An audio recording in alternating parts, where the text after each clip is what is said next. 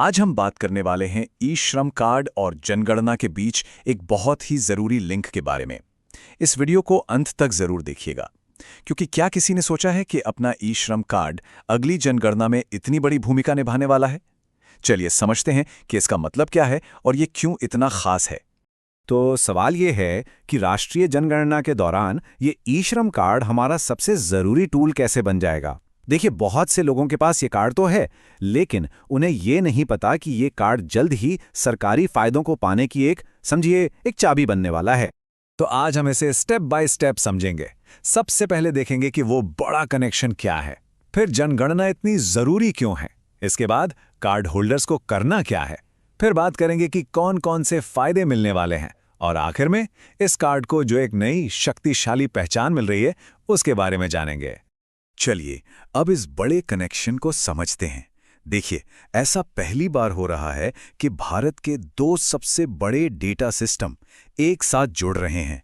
एक तरफ है असंगठित मजदूरों के लिए बनाया गया ई श्रम पोर्टल और दूसरी तरफ है हमारे देश की राष्ट्रीय जनगणना।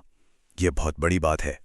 अब देखिए, ये जो जनगणना हर 11-12 साल में होती है ना, ये सिर्फ लोगों की गिनती नहीं है।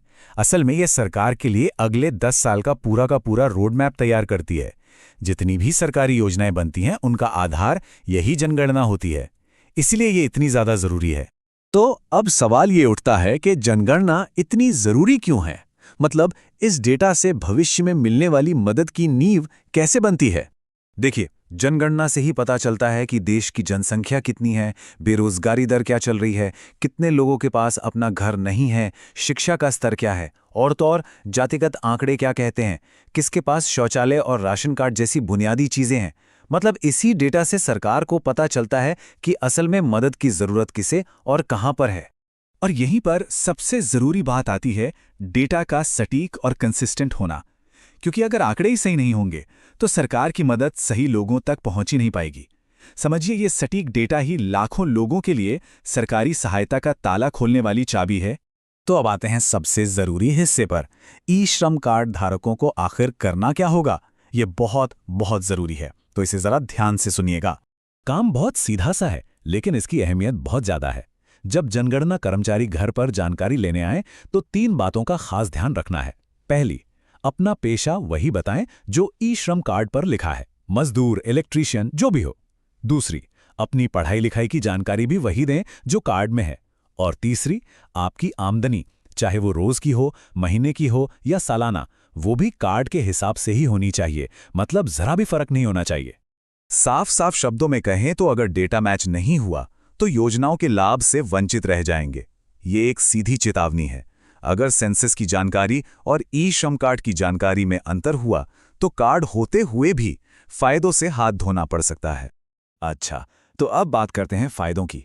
अगर ये सारी जानकारी सही दे दी तो इसका इनाम क्या मिलेगा? चलिए देखते हैं कि अभी क्या फायदे मिल रहे हैं और भविष्य में क्या मिलने वाला है। सबसे पहले, अभी जो फायदा मिल रहा है वो है 2 लाख रुपए का बीमा कवर। अगर कार्ड धारक की मृत्यु हो जाती है तो उनके नॉमिनी को ये रकम मिलती है। ये एक बहुत बड़ी आर्थिक सुरक्षा है। इसके अलावा अगर किसी दुर्घटना में कोई गंभीर रूप से विकलांग हो जाता है तो उन्हें 1 लाख रुपए की आर्थिक मदद दी जाती है।